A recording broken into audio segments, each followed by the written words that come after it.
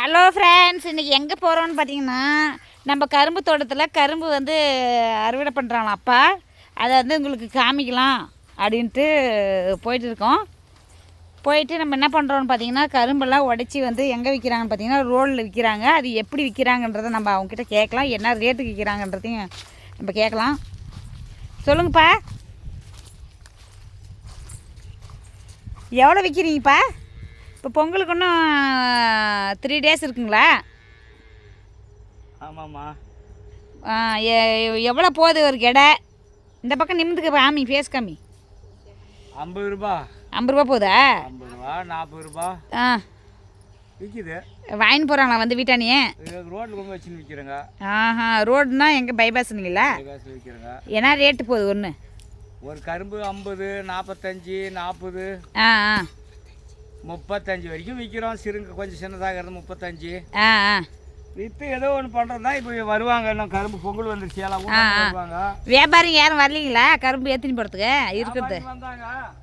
கொஞ்சமாக இருக்குது கொடுக்குறதுல. நாங்கள் இருந்து ரோட்டில் அப்படி இப்படி விற்கிறோம். ஏதோ 50 கரும்பு 100 கரும்பு அப்படின்னு சொல்லிட்டு நிறுத்தி வச்சிட்டோம். சரி, நீங்கள் லூஸில் விற்றா லாபம் கரெக்டாக வருங்களா? சில்லறையா? 5 ரூபா வருது. அதனால விற்றுனுக்குறோம். மொத்தமாக விற்றா? மொத்தமாக விற்றா ஒரு 35 ரூபாய்க்கு கேட்பாங்க. 30 ரூபாய்க்குள்ளே கொடுன்னுவாங்க. அதனால லூசில் விற்றா நம்மளுக்கு ஒரு 5 ரூபா சேர்ந்து வருதுன்னு விற்கிறோம். ஓஹோ, சரி சரி. இப்போ பொங்கலுக்குள்ளேயே நீங்கள் சேல்ஸ் பண்ணிடுவீங்களா எல்லா கரும்பையும் மொத்தமாக? பொங்கலுக்குள்ளேயே ஆகி போகுது. ஓஹோ, கடைசி முடிச்சு போடுறாங்க. எல்லாம் வாங்கிட்டு போயிடுறாங்க.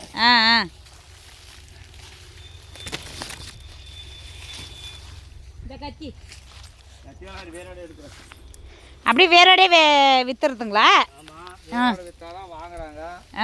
வேறு இல்லைன்னா பழைய கரும்புன்னுவாங்க. அதனால வேரோட புனின்னு போயிட்டா. எத்தனை நாளாக சேல்ஸ் பண்ணுறீங்க? சேல்ஸ் இப்போ 2 நாளாக எடுத்து விட்றோம்.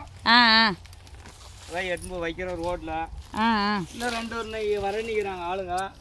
கரும்பு வந்து சாப்பிட்றதுக்கே யூஸ் பண்ணுறாங்களா, இல்லை இந்த பொங்கல்களாக வைக்கிறதுக்கு யூஸ் பண்ணுவாங்களா? மெயினாக பாரம்பரியமாக நம்ம கொண்டாடக்கூடிய பொங்கலுக்கு யூஸ் பண்ணுவாங்களா? இது மெயினாக பொங்கலுக்கு யூஸ் பண்ணுறாங்க. பெரும்பொங்கல் அன்றைக்கி அதிகமாக டவுனில் எல்லாம் இது பண்ணுவாங்க. சரி, இந்த பன்னீர் கரும்பு தான் வைக்குவாங்களா, இல்லை நார்மலாக இந்த நாட்டு கரும்பு கூட வச்சு சாமி கும்பிடலாமா? என்ன, இது ஒரு சாப்பிட்றதுக்கு நல்லா இருக்குது. ஓ, எல்லாம் சாப்பிட்றதுக்கு குழந்தைங்களாம். இது பேர் பொங்கல் கரும்பு. அதனால் பொங்கலுக்கு இது வச்சாதான் ஒரு இது மக்களுக்கு ஒரு சந்தோஷம். இதில் எந்த கரும்புனாலையும் வச்சு கும்பிடலாம். இருந்தாலும் இது பொங்கல் கரும்புன்னு ஒரு பேர் ஆயிடுச்சா, அதுக்காக இந்த கரும்பு தான் வாங்கி படைக்கணும். 5 ரூபா கூட குறைவோ அப்படின்றதுக்காக தான் இந்த கரும்பு போடுறது. சரி, இந்த சின்ன கரும்பு ஒரு ரேட்டு, பெரிய கரும்பு ஒரு ரேட்டு விற்குவீங்களா? சின்ன கரும்பு ஒரு 5 ரூபா கம்மியாக கொடுப்போம். பெருசு ஒரு 50 ரூபா விற்போம். அதுக்கு மேலே விற்கிறதில்ல. நாங்கள் நம்ம நிலத்துல 8 மரம் 120 ரூபா வரைக்கும் கூட விற்கிறாங்க. 120, 30. நாம் மீடியம் 50. மீடியம் 50 ரூபா. 50 ரூபா. நம்ம காட்டுக்கிட்ட வந்தால் 50 ரூபா. காட்டுக்கிட்ட வந்து 50 ரூபா, அவ்வளோதான். சின்ன சாக்காட்டா 40 கூட கொடுத்துட்றோம். காசு இல்லை, கொஞ்சம் குறைச்சி கொடுங்க, 40 ரூபாய்க்கு கூட கொடுத்துட்றோம். இப்போ கடையை ரோட்டில் வச்சு விற்கும் போது எல்லாம் ஆளுங்க வாங்கிக்கிறாங்களா? வாங்கிக்கிறாங்களா? ரோட்லேயே வச்சாலும் விற்கிறாங்க. சொன்னால் ஒரு ஆள் 50 கொடுத்துட்டு போயிடுறாங்க. ஒரு ஆளுங்க 5 ரூபா கம்மியாக கொடுக்குறாங்க. சரி, ஏதோ ஒன்று விற்கலாம். அப்படி விற்கிறது தான். அப்படியே கடினமாக கேட்டாலும் என்ன பண்ணுறதுன்னு கொடுத்துட்டு போகிறது தான். அட்லீஸ்ட் பெருங்கரும்பு 40 ரூபாய்க்கு கீழே விற்க மாட்டோம். 40 ரூபா. 40 ரூபா. உங்களுக்கு வந்து மொத்தமாக கொடுத்தா லாபம் வருமா, இல்லை இந்த மாதிரி சில்லறையே விற்றா தான் உங்களுக்கு லாபம் வருமா? சில்லறையே விற்றா 10 ரூபா வருதுமா. மொத்தமாக கொடுத்தா அதிகபட்சம் ஒரு 1000 கரும்பு எடுக்கிறோன்னா 30 ரூபாய்க்கு கேட்போம். சரி, அது பல்காக நமக்கு அமௌண்ட் வந்துடும்ல. இப்போ நீங்கள் உழைக்கிறது, இந்த கஷ்டம்லாம் ஃபுல் டேவும் ரோடில் நிற்கணும், நின்றுட்டே விற்கணும். அதெல்லாம் எப்படி சேல்ஸ் பண்ணி, அது உங்களுக்கு வயசு வேறு ஆயிடுச்சு இல்லைங்களா? அதெல்லாம் எப்படி நீங்கள் சமாளிச்சிடுவீங்களா? விவசாயம் பண்ணாக்க வயசாக தான் செய்யும். கஷ்டப்பட்டால் தான் இதில் காசே வரும். அதுக்காக கஷ்டப்பட்டு இது நமக்கு கஷ்டமாக இருக்குதுன்னு இங்கே நின்றுக்கலாம். இந்த காசு வருமா? போட்ட காசு வராது. சரி, கரும்பு போட்டால் கஷ்டப்பட்டு தான் ஆகணும். இல்லைன்னா இது விற்க முடியாது. இப்போ இந்த சீசன் வந்து விற்றாதான் உண்டு இந்த கரும்பு. இந்த சீசன் இந்த 4 நாள் விற்றாதான் கரும்பு. விற்கலாம். இது வந்து 10 ரூபாய்க்கு கூட கேட்க மாட்டாங்க. 10 ரூபாய்க்கு கேட்க மாட்டாங்க. வேஸ்ட் ஆயிரும். அப்போ விவசாயம் நிலைமை என்ன ஆகும் நினச்சி பாருங்க. அதுக்காக தான் ஏதோ ஆ மடமடன்னு வீயே ஏதோ வந்த ரேட்டுக்கு வித்துடலாம். 50 ரூபா வருதா? ஆ வீ 40 ரூபா வந்து இல்லை எங்கிட்ட காசு 40 ரூபா தரேன்றானா? ஆ 40க்கு கொடு. ஆ இப்படிதான். ஓ அப்படி தான் சேல்ஸ் பண்ணுறீங்க. ஆமாம் ஆமாம் ஆமாம். எல்லாருமே ஒரே சீரை காசு கொடுத்து எடுத்து போவானெல்லாம் பார்க்க முடியாது. ஆ ஆ நீங்கள் வந்து காசை பார்க்கல, மொத்தமாக நம்மளுடைய விவசாயத்தில் இருக்கிற விளைஞ்ச பொருட்கள் வந்து ஓரளவுக்கு தரம் வந்து விளைஞ்சி அது விற்றுட்டா போதுன்ற நிலைமையில் தான் இருக்கீங்க. ஆ காசுன்றது அப்பாரம். ஆ ஒரு பயிர் வச்சுட்டோம், ஆ இது நம்ம அழிக்கணும்.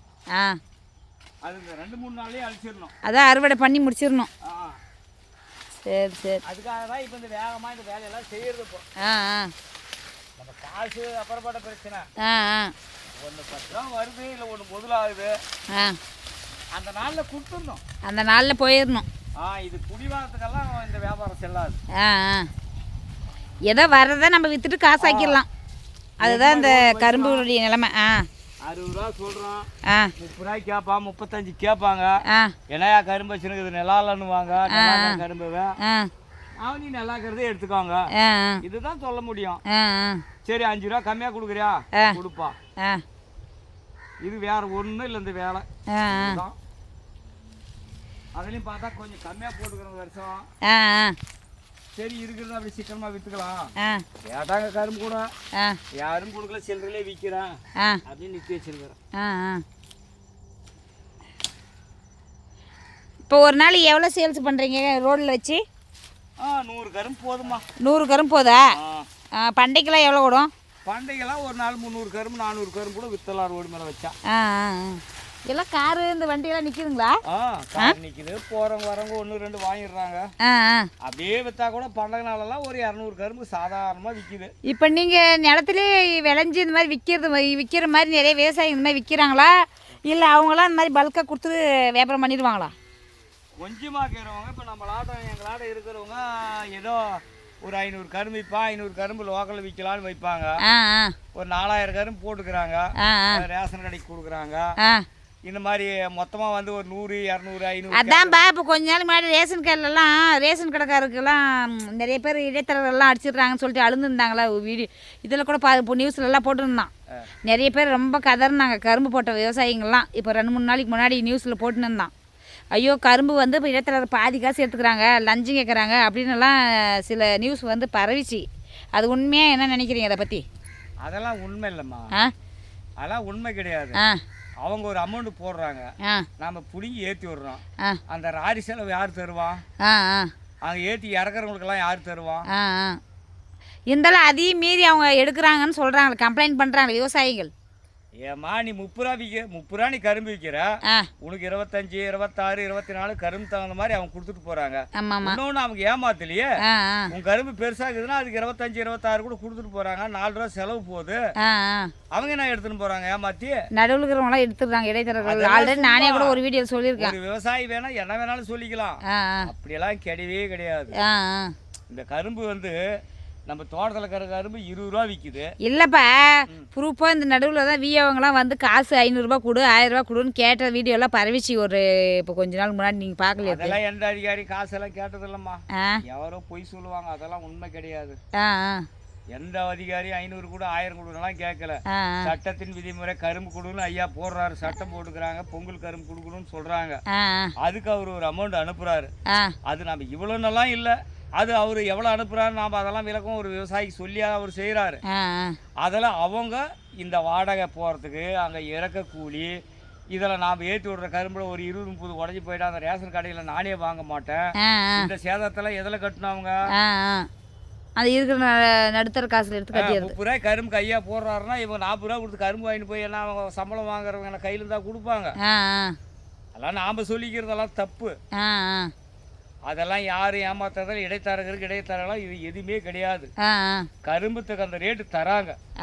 இப்ப நீ ஒரு 10 ரூபா கரும்பு கூழுக்கு 23 ரூபா கொடுக்குறாங்க, உனக்கு தானே லாபம். போன டைம் நம்மளுக்கு அப்படி தானே எடுத்துன்னு போனாங்க, ஆனால் காசு கொஞ்சம் கம்மியாக தானே வாங்கி போனாங்க. கம்மியாக வாங்கிட்டு போனால் நம்ம விற்கிற கரும்பு ஒரு 30 ரூபா விற்றோம். நம்ம கரும்பு போன வருஷம் நிறைய இருக்குதுன்னு அவங்க 25 ரூபா கொடுத்தாங்க. என்ன தப்பு அதில்? உடனே எடுத்துன்னு போயிட்டாங்கல்ல. ஆனால் காசெல்லாம் கரெக்டாக போட்டுறாங்களா? அமௌண்ட் எல்லாம் அக்கௌண்ட்டில் வந்துடுதுங்களா? 1 ரூபாய்லாம் அவங்க சொன்ன காசு கரெக்டாக வந்துடுது. ஓஹோ சரி, அதெல்லாம் நாம் சொல்லக்கூடாது. இப்போ நம்ம கிட்ட கரும்புல இந்த வருஷம் கூட கொடுத்துருப்பேன். என்ன ஒரு 1000 கரும்புக்கு இது. ஏதோ லோக்கலில் விற்றா நமக்கு ஒரு 5 ரூபா கிடைக்கும். அவங்க என்ன போடுறாங்களோ அதுக்கு தகுந்த நம்மகிட்ட வாங்குவாங்க. அப்படிதான். அதான் நம்மளுக்கு கொஞ்சம் எல்லாம் சேதாரம் ஆகிட்டுக்குதுல்ல. சேதாரம் ஆகிருக்குது. இந்த கரும்பு நம்ம பாரு போட்ட 1000 கரும்புல 500 உளுந்து போயிடுச்சு. இந்த 500 கரும்புல இது நல்ல கரும்பாக கொடுத்தாதான் ரேஷன் கடைக்காரங்க கரும்பு எடுப்பான். இல்லை எங்கே எடுத்துட்டு வந்தாலும் திட்டுவாங்க. நாம் 5 ரூபாய்க்கு கூட விற்றுட்டு போகலாமே. நாம ஏன் கொடுக்கணும் அத்தை? நல்ல கரும்பாக கொடுத்தாதான் அந்த கடைக்காரன் சேல்ஸ் பண்ண முடியும். நம்ம உதவாத கரும்பை கொடுத்துட்டோம்னா என்ன சொல்லுவான்? எங்கடா போய் எடுத்துட்டு வந்த? நீ சொன்னியே என்ன கேட்டு என்ன கேள்வி அதுதாம்மா கேட்பாங்க. போயிட்டு எங்க 5 ரூபாய்க்கு கரும்பு வாங்கிட்டு வந்து எங்க தலைமையில கட்டுறியா அப்படின்னு கேட்பாங்க. அவங்கள கேட்பாங்க நடுத்தர. யாரையும் கேட்க மாட்டாங்க, அந்த ரேஷன் கடைக்கார கேட்பாங்க. அப்ப ரேஷன் கடைக்காரர் என்ன பண்ணுவார்? ரேஷன் கடைக்காரா கரும்பு வாங்குறாரு. அது கவர்மெண்ட்டே ஒரு இதுல போட்டு பேங்க்ல போட்டு அந்த பேங்க் மூலியமா தான் அந்த கரும்பு வாங்கி கொடுக்குறாங்க. அப்ப மாட்டிக்கிறவன் யாரு? ரேஷன் கடைக்காரன். அதுதான் பிரச்சனைங்க. அதான் நம்ம விவசாயிகளை எந்த பக்கமும் தவறு பண்ணக்கூடாது. நம்ம கிட்ட நிலம் இருந்தா கொடுக்குறேன், இல்லைன்னா இல்லை அப்படின்றதுக்காக தான் பாரு இந்த வருஷம் நான் கரும்பு இல்லைங்க, எங்கிட்ட சரிஞ்சு போச்சு, எங்கிட்ட நல்ல கரும்பு இல்லை, இருக்கிறது ஒரு 2000 கரும்பு வரும், நான் லோக்கல்ல வித்துக்கிறேன் அப்படின்னு சொல்லி விட்டேன். போன வருஷம் அருமையா இருந்துச்சு நம்மளுக்கு கரும்பு. போங்க 5 ரூபா கம்மியா கூட எடுத்துன்னு போங்க, நமக்கு ஒரு காசு ரொக்கமா வருதா? கொடுத்தேன். இந்த வருஷம் கொடுக்கல. இந்த தரகர் ஏமாத்துறாங்க, அது ஏமாத்துறாங்களா, வெறும் பேச்சு அதெல்லாம்மா. தரகர் தரகரா வராங்க, டைரக்டா பேசுறாங்க நம்மகிட்ட. எவ்வளோ கரும்புக்குது, எவ்வளோ வருது, என்ன வருது, அந்த கரும்பு தகுந்த காசு அவங்க கொடுத்துட்டு போயிடுறேன். சரிப்பா, ரொம்ப நன்றி. நீங்கள் வந்து கரும்புக்கு கிளம்பிட்டீங்க ரோடுக்கு. சரிங்க, இன்னொரு நாளைக்கு நம்ம பேசிக்கலாம், ஓகேங்களா? சரிப்பா, பாய். நன்றி சொல்லிடு. நன்றிம்மா.